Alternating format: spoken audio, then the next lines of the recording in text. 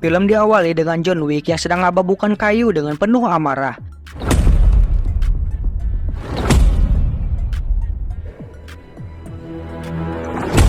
Tak selang lama ia dihampiri oleh Bowery yang menanyakan apakah John sudah siap untuk memerangi High Table. Dan John pun menjawab, Yeah. Adegan kemudian berpindah ke gurun pasir di Maroko, yang mana di sini John sedang mengejar 3 pria yang bekerja untuk The Elder dengan menunggangi seekor kuda.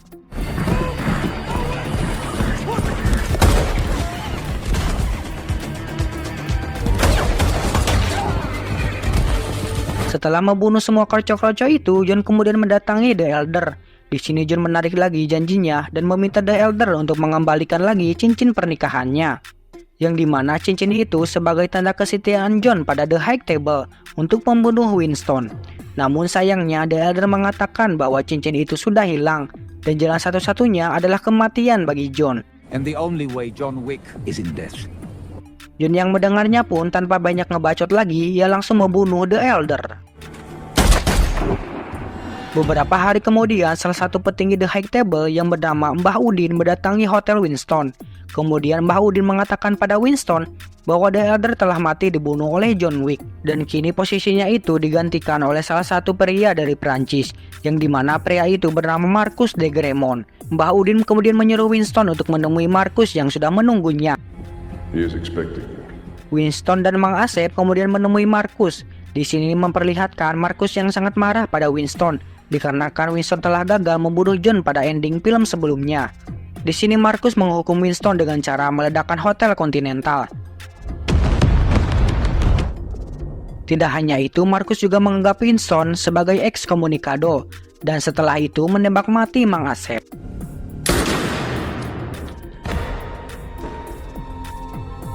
Sementara itu di Paris memperlihatkan seorang pembunuh bayaran yang tunanetra yang bernama Ken. Ia sedang nyantui sambil mendengarkan suara seruling yang dimainkan oleh Mia anaknya. Ken lalu dipanggil oleh Marcus untuk membunuh John. Ken tentu menolak dikarenakan ia sudah pensiun dan kadang-kadang suka encok. Akan tetapi di sini Marcus mengancam nyawa Mia jika Ken tidak mau menjalankan misinya itu. Karena tak mau putri semata wayangnya kenapa-kenapa, seperti Barret minus lecet dikit gak ngaruh, pada akhirnya Ken bersedia untuk membunuh teman lamanya, yaitu John Wick. I will serve. Di sisi lain, John pergi ke Hotel Continental, cabang Osaka, Jepang, yang dimana hotel itu dipimpin oleh teman John yang bernama Shimaju Koji, dan putri Koji yang bernama Akira yang menjadi resepsionis di hotel itu. Koji kemudian menemui John secara sesumputan dan dia setuju untuk memberi John perlindungan secara rahasia. Friendship means little when it's Bersamaan dengan itu, tangan kanan Marcus yang bernama Ujang tiba di hotel itu. Ia ke sana bersama antek-anteknya dan berniat membunuh John di sana. Welcome to the Osaka Continental. How can I help? The manager. Mengetahui hal itu, Akira kemudian melaporkannya pada ayahnya akan kedatangan Ujang kemari. Namun ia kaget dikarenakan John Wick sudah berada di sana. Koji kemudian menemui Ujang dan di sini ternyata Ujang membawa Ken ke hotel itu. Dan di sini diketahui Ken dan Koji merupakan teman lama. Koji kemudian menyuruh Ujang dan kroco-kroconya agar menyerahkan semua senjatanya, dikarenakan tidak boleh ada pertumpahan darah di dalam Hotel Continental. Akan tetapi di sini Ujang menolak dan pada akhirnya terjadilah pertempuran di antara dua kubu itu.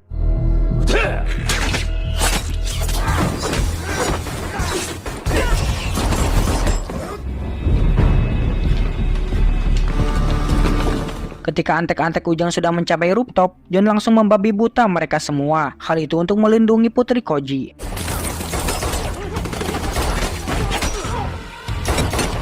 Di sini memperlihatkan Ken yang sedang membantai semua anak buah Koji. Meskipun Ken buta, namun ia memiliki insting yang kuat dan pendengarannya yang super tajam seperti seekor kelelawar.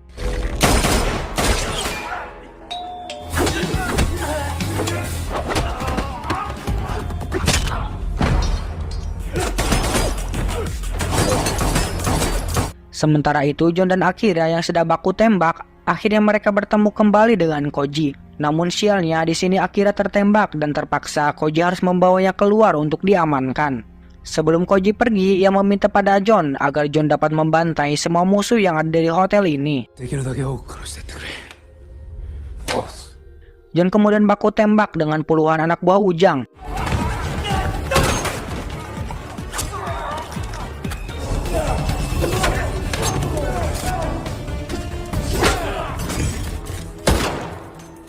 Setelah mengalahkan semua krocok-krocok Ujang, tiba-tiba John dihampiri oleh Ken yang ingin membunuhnya.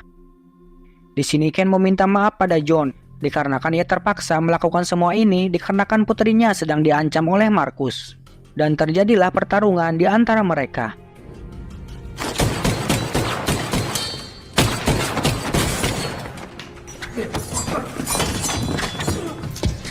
Di saat John sudah terpojok, tiba-tiba seorang pembunuh bayaran menembaki mereka. Si pembunuh itu bernama Mr. Nobody. Atas tembakan itu, John akhirnya berhasil kabur dari cengkraman Ken.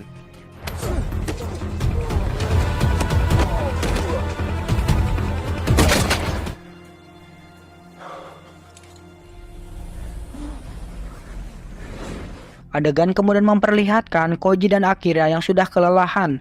Namun tiba-tiba mereka dihadang oleh Ken. Dan di sini Ken berniat menghukum Koji dikarenakan Koji sudah membantu John sebelumnya. Dan mereka pun terlibat duel.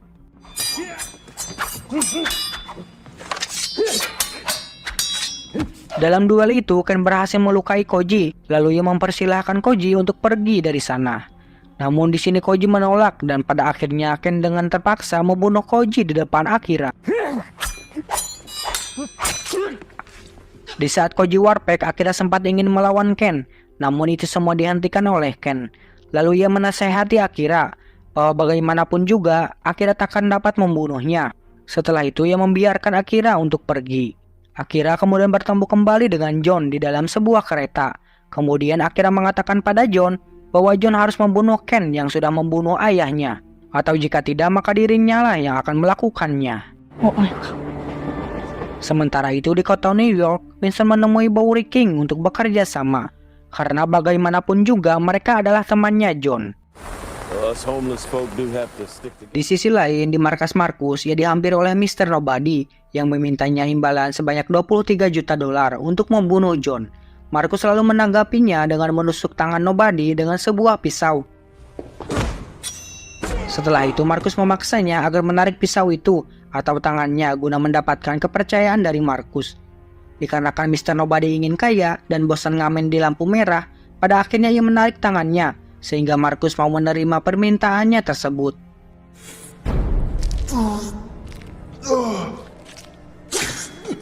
John kemudian menemui Winston yang berada di makam Mang Asep. John kemudian mengatakan belasungkawa atas kematian Mang Asep. Winston kemudian mengatakan bahwa satu-satunya cara agar John mendapatkan kebebasan dari The High Table yaitu dengan menantang Marcus duel dewan tertinggi. John kemudian mengatakan bahwa duel dewan tertinggi hanyalah mitos semata. High table duels are a myth. Namun Winston menegaskan bahwa duel itu memang benar adanya. Dan yang dapat mendukung John menuju duel itu adalah keluarganya sendiri, yaitu Gereja Ruskaroma. Akan tetapi Ruskaroma sudah merobek tiket John dan memutuskan hubungan dengan John. Mengetahui hanya Ruskaroma yang dapat mendukungnya dalam perduelan itu, John pun memutuskan akan kembali ke Ruskaroma, walau bagaimanapun caranya. John kemudian pergi ke gereja Ruskaroma di Berlin. Di sana ia disambut oleh pendeta yang menembakkan senjata pada John. Setelah itu, John digantung di atas altar penyembahan. Tak selang lama ia dihampiri oleh sepupu angkatnya yang bernama Katia. Di sini Katia sangat marah pada John, dikarenakan ia telah membunuh The Elder sehingga atas hal itu, Marcus memerintahkan anak buahnya untuk membunuh Piotr ayahnya. John lalu meminta agar dirinya dapat kembali ke keluarga Ruskaroma demi melawan Marcus dalam duel dewan tertinggi. Katia menyetujui permintaan John, namun dengan satu syarat yaitu John harus membunuh orang yang telah membunuh ayahnya, yang merupakan anggota High Table Jerman yang bernama Kila. You will only have to kill one. Keesokan harinya John pergi ke warung remang-remang milik Kila dan kemudian bertemu dengannya. Dan ternyata Ken juga ada di sana dan tak lain untuk membunuh John. Terselang lama Mr. Nobody pun datang dan dia memiliki tujuan yang sama seperti Ken, yaitu untuk membunuh John. Kemudian mereka duduk di meja judi untuk bermain permainan kartu, di mana yang kalah maka akan dibunuh oleh Kila. Dalam permainan kartu itu Kila berbuat curang sehingga atas hal itu membuat John marah lalu menyerang Kila.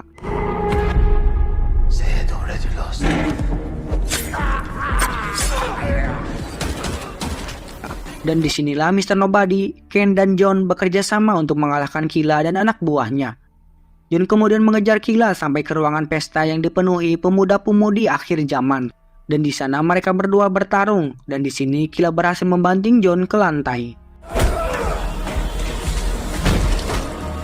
Akan tetapi dengan tekad sekuat baja ringan, Jon akhirnya bangkit kembali dan kemudian bertarung dengan krocok-krocok Killa.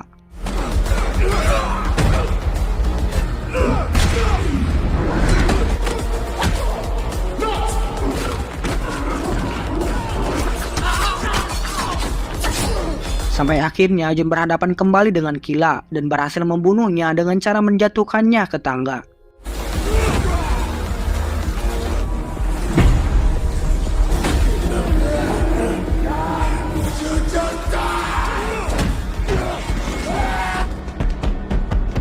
Jon kemudian mengambil salah satu untung emas Killa sebagai bukti akan kewafatannya. Kemudian gigi itu diserahkan pada Katia.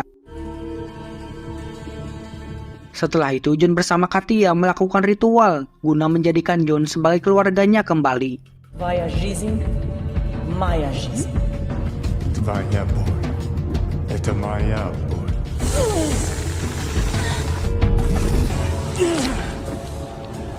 Добро пожаловать домой, Джордани. Beberapa hari kemudian setelah Jon kembali pada keluarganya, di sini memperlihatkan Winston yang mengunjungi kediaman Marcus dan ia kesana membawa surat tantangan resmi dari Jon untuk duel dewan tertinggi. Di sini Marcus sempat menolak dikarenakan ia sadar diri takkan dapat menang dari Jon.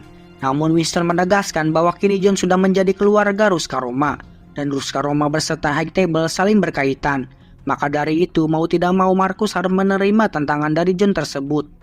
Setelah itu Winston juga menuntut jika Jon menang maka Jon harus bebas dan Hotel Continental dirinya akan beroperasi kembali dan akan dibangun ulang dengan dana dari The High Table. Reconsecrated, all of the tables. Marcus yang merasa tertantang akhirnya ia setuju. Tetapi jika Jon kalah dan mati maka Winston pun akan ikut mati. is buried beside him. Keesokan harinya Jon menemui Winston dan Marcus di mana Mahmudin memimpin mereka untuk membahas syarat dan ketentuan duel. Jadi nantinya mereka akan bertemu di sebuah gereja di Paris saat matahari terbit dan akan berduel dengan menggunakan senjata. Nah, jika salah satu di antara mereka belum tumbang, maka jarak mereka akan diperpendek sampai salah satu dari mereka ada yang warpek. Bukan hanya itu, Jon juga harus datang tepat waktu. Jika ia terlambat maka duel akan dibatalkan dan Jon akan dihukum gantung sampai warpek. Forfeiture and immediate execution. Dan di sini memperlihatkan betapa culunnya si Marcus dikarenakan dia takkan berduel dengan Jon dan malah menyuruh Ken untuk turun tangan. Sontak Ken keberatan namun dia juga tak dapat menolak dikarenakan nyawa putrinya yang menjadi taruhannya. There's no Jean out there. Jon kemudian pergi ke gereja dan di sana ia berdoa untuk mendiang istrinya Helen. Setelah itu ia dihampiri oleh Ken dan di sini mereka saling mengobrol santuy bak sepasang sahabat pada umumnya. Only the living matter. Maybe not. Malam harinya Jon mendatangi Winston dan Bowery di sebuah stasiun kereta. Di sini keduanya memberikan Jon jas anti peluru dan senjata baru untuk Jon. Or buried. Guy who knows a guy who shot a guy has ferocious fucking fangs. Di sisi lain, Marcus yang ketar-ketir bawal getar, ia lalu memutuskan membuat sayembara berhadiah 26 juta dolar bagi siapapun yang dapat membunuh Jon malam ini. Hingga akhirnya ratusan asasin di kota Paris yang mendengar berita itu, mereka langsung bersiap untuk memburu Jon.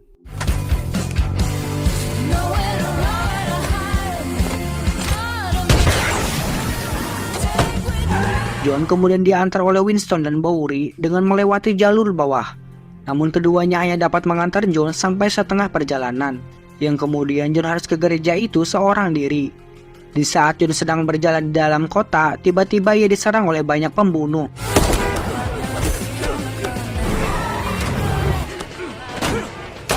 Setelah membunuh asasin rendahan itu, Jon kemudian kabur dengan menggunakan sebuah mobil. Namun ketika di perjalanan, ia dikejar oleh Ujang dan anak buahnya.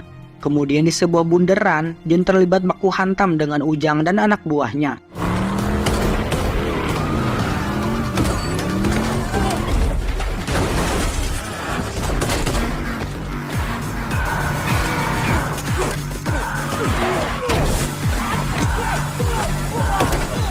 Setelah itu John kabur dengan menggunakan sepeda motor.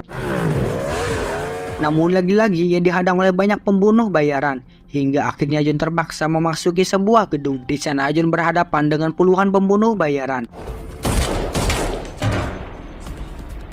Dan Mr. Nobody sempat membantu John sebelum Marcus menaikkan harga kontrak John menjadi 40 juta dolar. Lottery just went up.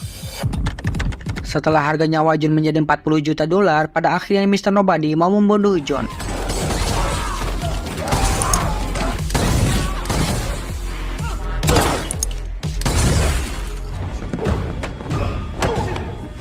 Namun tak selang lama, Ujang datang dan secara tiba-tiba ia diserang oleh anjing milik Nobody. Sedikit lagi John dapat membunuh Nobody, namun ia memilih menembak Ujang yang hampir membunuh anjing milik Nobody. Dan di sini Nobody pun termenung dan merasa memiliki hutang pada John. John akhirnya sampai ke tangga menuju gereja, namun di sana ia dihadang oleh puluhan pembunuh yang siap membunuhnya. Dikarenakan waktu matahari terbit tinggal 10 menit lagi, John dengan terpaksa membantai para pembunuh tolol itu sambil menaiki anak tangga.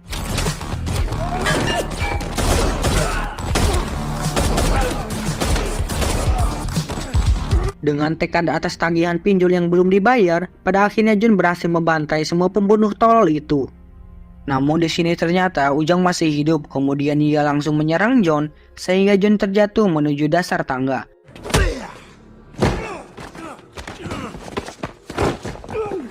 Tiba-tiba Ken datang untuk membantu John dan membantai Ujang beserta kroco-kroconya.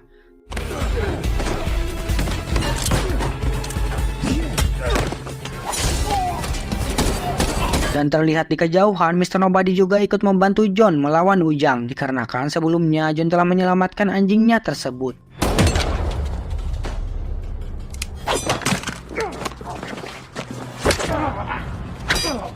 Berkat bantuan mereka, John akhirnya dapat melumpuhkan Ujang, yang kemudian diteruskan dengan Mr. Nobody yang menembakkan senjata pada Ujang. Tak hanya itu, si Ujang juga diberi bonus tambahan oleh anjing Nobody, yaitu suatu air kenikmatan. John bersama Ken akhirnya sampai tepat waktu di lokasi sebelum matahari terbit. Kemudian John dan Ken mengambil pistol mereka yang hanya diisi 1 peluru. Keduanya lalu melangkah sejauh 30 kaki. Setelah keduanya berada pada jarak yang ditentukan, kemudian mereka saling adu tembak secara bersamaan. Fire! Dalam tembakan pertama, John tertembak di bagian tangan, begitupun dengan Ken. Kemudian keduanya maju 20 langkah untuk tembakan berikutnya, yang mana dalam tembakan kedua ini, John tertembak di bahu, sementara itu Ken di perut bagian samping. Fire! Dikarenakan salah satu dari mereka belum ada yang warpek, kemudian keduanya maju lagi 10 langkah untuk tembakan akhir yang juga merupakan tembakan penentu. Fire! Dalam adu tembak yang ketiga ini, Ken berhasil menembak John di perutnya, sementara itu John belum sempat untuk menembak senjata. Melihat John yang tumbang dan mengira John sudah menembakkan pistolnya, di sini Marcus mengambil salah satu peluru dan menggantikan posisi Ken, sehingga dirinya lah yang akan mengirimkan John pada alam baka. Ketika Marcus hendak menembak John, kemudian Winston memberitahu bahwa John sama sekali belum menembak. He didn't shoot. Dan disinilah Marcus terkejut, dan inilah yang terjadi. John berhasil menembak babatok si Marcus, dan akhirnya membuat si Marcus warpek. Baudin kemudian mengatakan bahwa kini John dan Ken sudah bebas dari cengkraman High Table. Jadi John bukan lagi bersatu sebagai ekskomunikado, melainkan es-cendol. Tak hanya itu, Mang Udin juga mengatakan bahwa Hotel Continental milik Winston akan dibangun kembali dan semua biayanya akan ditanggung oleh High Table. Good day. Setelah acara duel itu selesai, John menuruni tangga lalu ia melihat foto Helen untuk mengingat kenangan bersamanya.